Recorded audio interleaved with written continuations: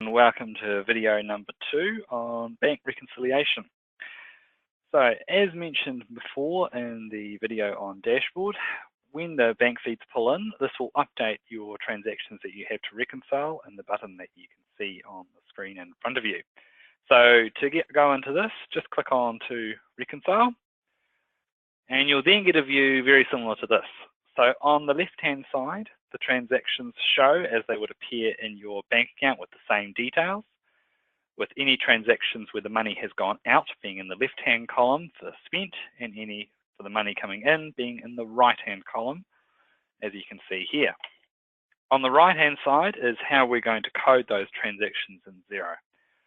So to go through some of the tools for that, so for those of you that are using debtors and creditors within Xero, if you have a debtor, so in this case, for example, you've had someone that you've sent an invoice off to, the payment has then come in, Xero will firstly, it will look for this amount here, so the 6,000, etc.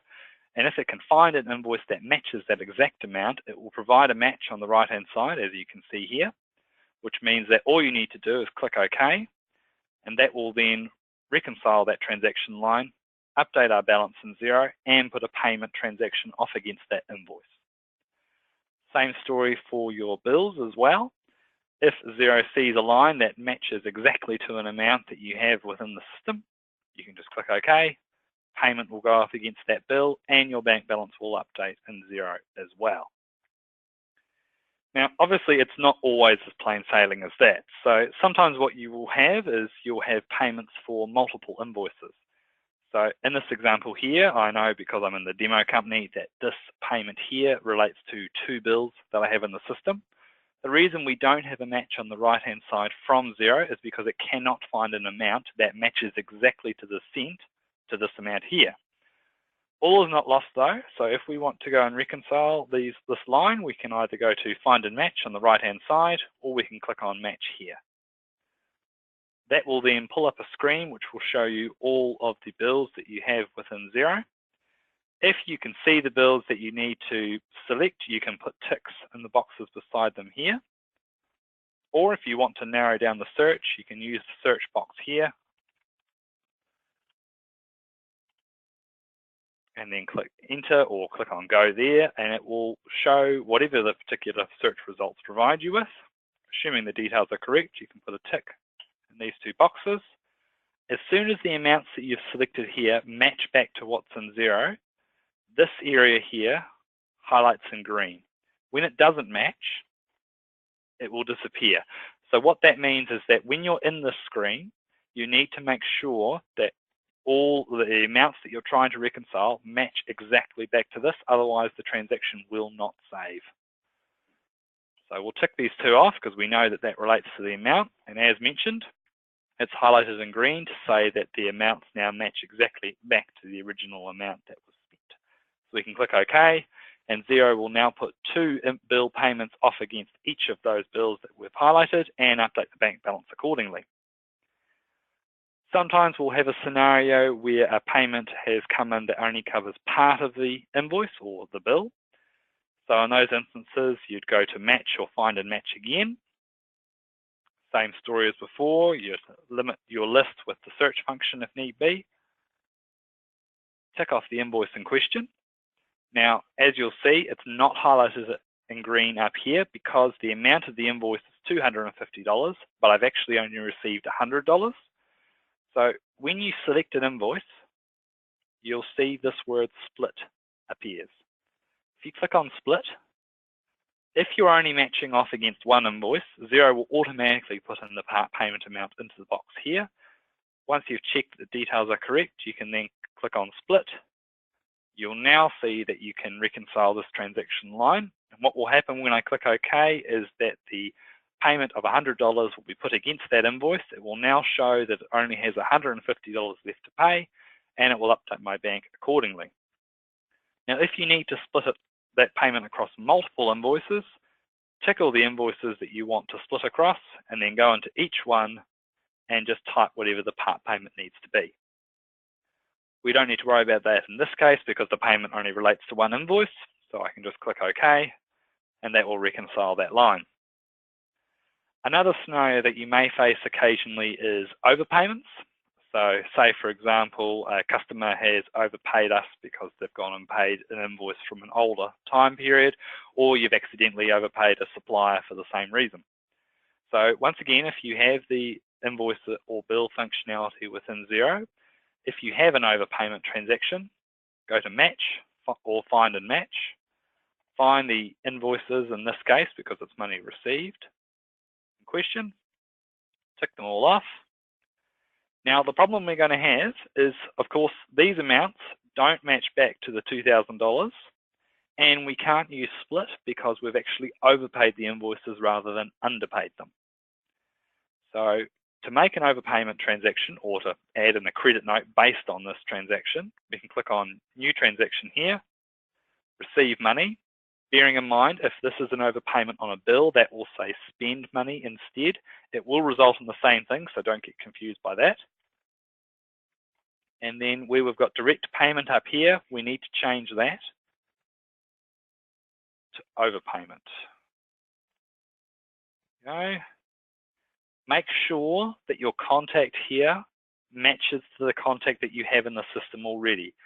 The key reason being is that when you go to enter in an invoice or a bill, depending on which way around the transaction is, Xero will give you a prompt to say that you've got a credit note in the system for that customer or supplier, and you then have the option to apply that credit note to the transaction that you're entering into the system. However, if the contact names do not match, then that option will not appear. Once you've checked the contact name is okay, we can click on Save Transaction, and you'll now see that in our list of transactions that, or items in Xero that we're matching off against this bank feed, we've got this overpayment line of $659.42. A wee tip, if you are having to tick off multiple invoices and you're scrolling up and down in this list and you can't quite remember which ones you've chosen, you'll see down in this box 2, any invoices that have been ticked off, or in this case overpayment, will show in this list. So if you decide that, oh, actually that one's not right, you can untick it and that will remove it from the list. If you want to put it back on again, just go back up to box 1, put a tick beside it, and then you're good to go. Now, I've received this warning because the dates of the particular transactions, so when this has come in, so the date of this transaction is the 10th of September, but I've actually matched it to an invoice down here dated the 14th of September. Because it's a demo file, I'm not worried about that, but if you do get this message, what it means is that you're applying a payment to an invoice that's actually dated before the invoice date, which can cause an issue in some of your reports. So if you do get that message, don't ignore it. So now that I'm happy with that transaction, I can click Confirm, and that's done. So the next area is the Create area. So if you have a transaction where you don't have an invoice or a bill in the system for it, or if you're a cash book user, this is where you will do most of your coding. So to reconcile a transaction in this area, the 2 key things that you must have is a contact. So that's whoever you've paid the money to or received the money from. So in this case, we've paid Cooper Street Bakery. You can then go across to the account. Now, you can click on the down arrow and you can scroll, or if you're a wee bit nerdy like me, you can type in whatever the number is. So I know that general expenses is $429. Or if you're a bit more normal and you don't remember the numbers, you can just type in the name of the account. So in this case, I know it's general expenses. And as you type the name, the list reduces till it only shows a few things, and then hopefully you'll be able to find the account that you need from that list. Once you've entered in a contact and an account, the OK button is then enabled, which means that you can then go and code that transaction there and then. However, if it's something that perhaps needs a bit of a further explanation, put that description, the information into this box here before clicking OK. So I'm happy with this information because it's pretty generic. So we'll just click OK, and that reconciles that line. Xero will also pick up any information from prior transactions that you've reconciled. So in this case, Xero's picked up that in the past, when this particular information has come in a bank feed, we've coded it this way. Now, if that information is correct, all we need to do is click OK.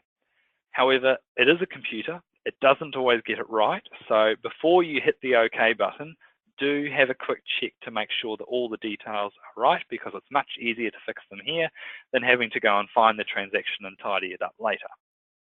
In this case, I'm happy with how the coding's worked, so I can click OK, and that reconciled that line. Now, as mentioned, Xero is a computer. It doesn't always get things right. So if it is having an issue memorizing the data on the right-hand side, you can create your own rules to help with reconciling transactions. So if you have a transaction that you want to create a rule on, just to the top right of the actual bank details, you'll see that there's this Create Rule button. If you click on Create Rule, you'll then be shown a screen like this. Now, don't be alarmed, there is a number of steps in it, but if you look at it on an individual step-by-step basis, it's not too hard to work through. Just don't look at it as an overall picture. So the first step, now this is the key step for setting up this rule. This is the conditions that you're choosing the rule to apply to. So whenever the transaction comes in, Xero will look for these particular conditions that you're setting up in the rule.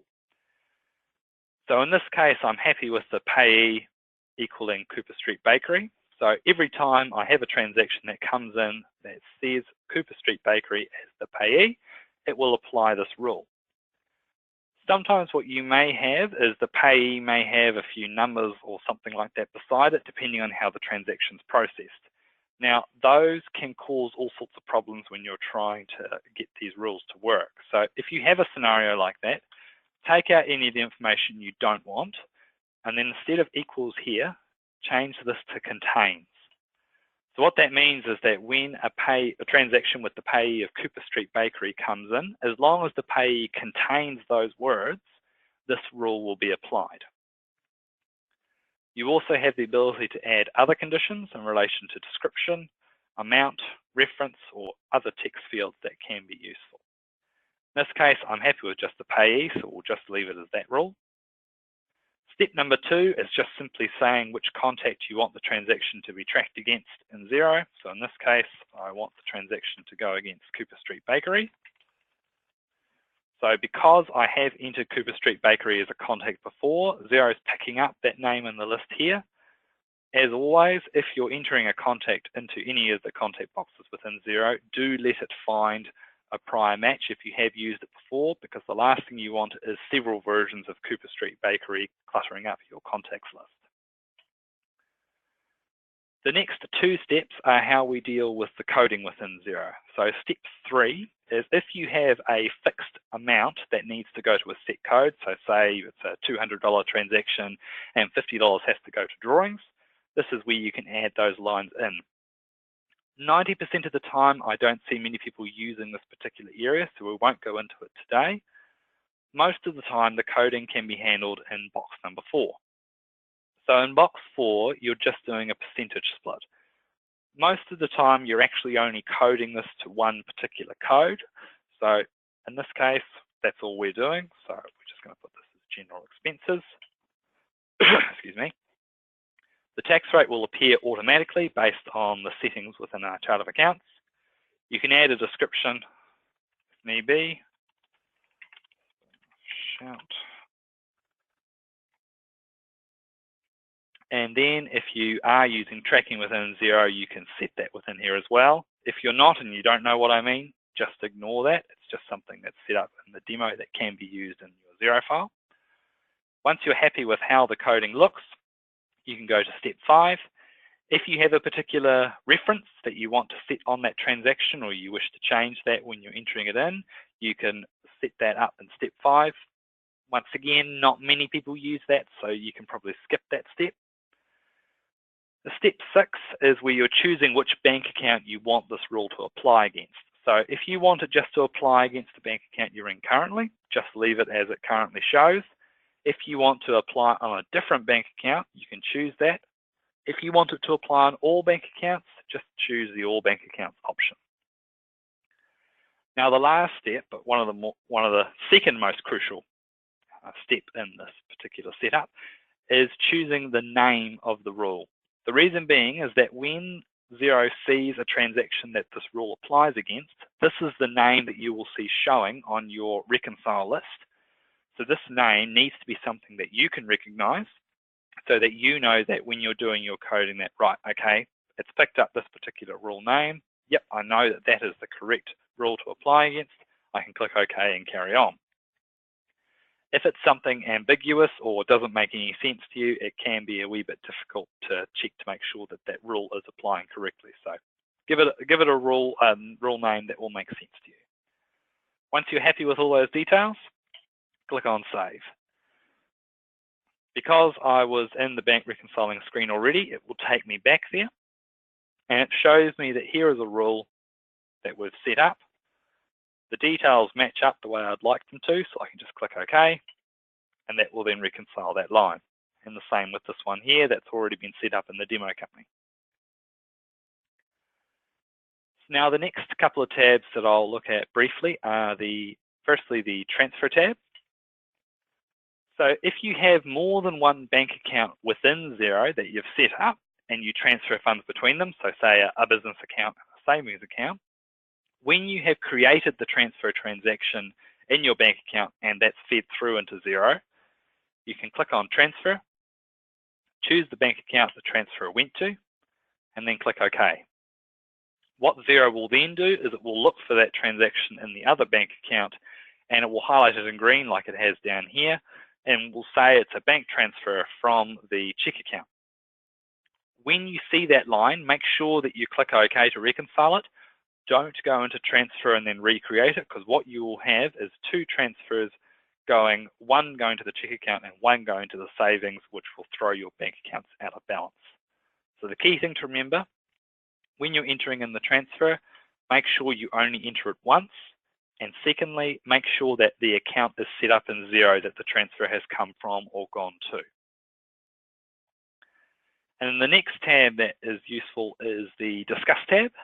So if you have a transaction where you're looking at it and going, oh, I don't really know what this was for, I need to get more information on it, you can put a note to say, so for example, who spent this?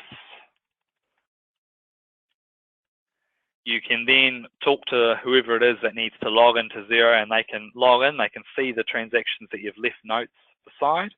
Or you can, if it's a case of you're not too sure where to code it, you can put the note, contact whoever it is that your contact is at Nexia, and they can look at the transaction. They can either put an answer underneath, or they can go and do the coding there and then.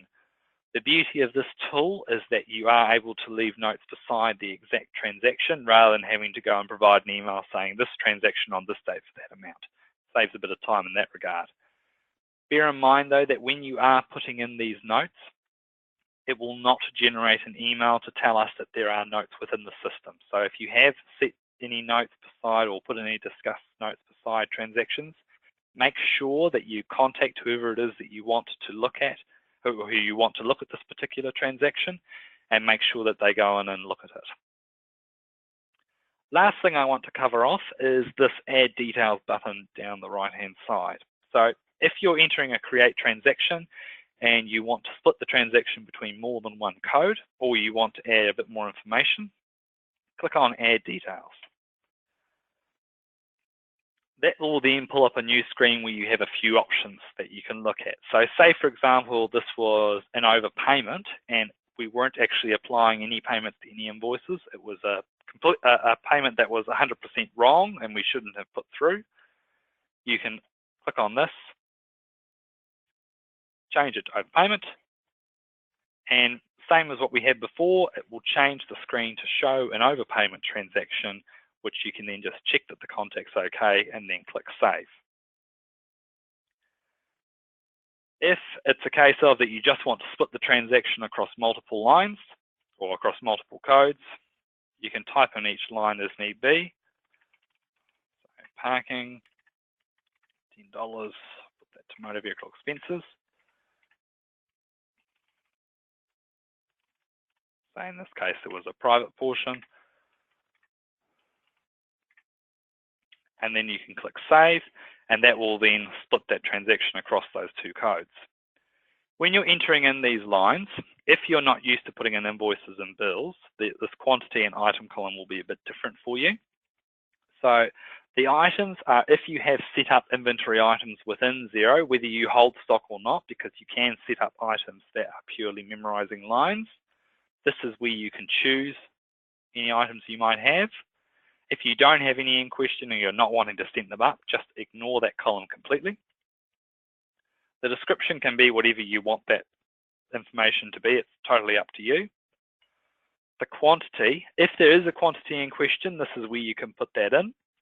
Otherwise, just put quantity as 1, because the way that we get the amount in the right-hand column is quantity times unit price. So you have to fill in both of those columns. You can't just skip to the amount column and put that in. Once you're happy with the transaction, you can then click Save. If you want to, you can also use a feature within Xero which enables you to assign expenses to a customer. So once again, if you are using the sales invoice feature within Xero, if you have any costs that you would like to apply against the customer to give you a reminder effectively to then go and recover those costs later, you can click on Assign Expenses to a Customer. It will then show each of the lines that you've entered into Xero. Choose the customer that you want to put it against, or just tick Decide Customer Later. When you then go to raise an invoice against that customer later on, it will give you a prompt that will tell you that you have cost lines that you need to recover from this particular customer. You can then click on those lines, add whichever ones you'd like to your particular sales invoice, and then make sure that you add a markup so that you get your money back on the costs you've paid. Another feature you can use in the Add Details screen is this document symbol on the top right-hand side. So this document symbol dials into your file library that I talked about in the first video in relation to Document Manager within Xero. You can also just click on Upload Files and upload any files that you may have saved onto your computer somewhere already. This can be particularly useful if, say, you've bought a new vehicle or it's some other form of asset purchase or something that has supporting documentation, whether that's a loan or the original sale and purchase agreement for the vehicle or whatever it is that you've purchased. It's ideal if you can upload those transactions and attach them to the line within Xero. This means that when we come to do your accounts at year end, we've got access to the information straight away rather than having to get you to dig into your records, especially if, say, this was 8 months, 9 months, 10 months ago. We all know how easy it is to lose paper. So if you have that information to hand, I'd recommend attaching those to the transaction while you're doing that. So once you're happy with the coding, click Save Transaction. Now it's telling me the balance is out by $10 because I haven't altered that as need be. So I'm not going to be too worried about this because this is just a demo file, but normally the amounts would match off perfectly and you can click Reconcile. Click Cancel in this case. So that's how to handle various tips and tricks on how to handle the coding within Xero. If you have a scenario where you need to look at something that you've already coded, or you've got trigger happy with the OK button in the middle column and you want to go and change something that you've coded, from the Reconcile screen you can click on Account Transactions, or from the dashboard you can just click on your bank account name and it will take you to the same screen. So this screen shows you any transactions that have been entered into Xero. If they've been matched to a bank line, they will show as green reconciled, as you can see on the right-hand side. If they've just been entered manually into Xero and not matched to a bank feed line, they will show as orange unreconciled. So if you have a situation where you've coded all your transactions in Xero and you're still showing two bank balances which aren't matching off, like we talked about in the bank rec video, these are the sort of transactions that you need to keep an eye out for. You have the ability from the screen to click on Search, and you can then search for transactions using either the description or contact name, an amount range or an exact amount, a start date, end date, or an exact date, or any combination of those factors to help find transactions. If you want to change the transaction, just click on it. You can then go to Options and Edit, change the coding as need be. You can also attach documents from this particular screen as well if you want to. If you want to just completely redo the whole transaction, click on Options and Remove Redo. Alternatively, if there are a number of transactions that you wish to recode, tick them all off, go Remove Redo. It will then give you a warning to say that the action can't be undone. You can then click Yes. It will then delete the 0 transaction and put that transaction line back on your reconcile screen, ready for it to be recoded. A couple of things to note is that if you are using the sales and purchases area within Xero and you've matched a payment off to an invoice or bill, it will look like this, where it will have the words payment or the word payment in front of it. If you have that scenario and it's incorrect, don't click into it and go edit transaction, because there's not much you can actually do. You're better off just ticking the transaction and going remove redo and starting again from the reconcile screen. If you have these orange transactions, they should only be batch payments. Other than that, there really shouldn't be many others that should be sitting in this screen. So do keep an eye on those transactions, because they can throw your bank account out of balance and also cause GST issues as well. So just something to bear in mind. So that concludes the second video on BankRecs. So the next one that we're going to be looking at is in relation to sales invoices.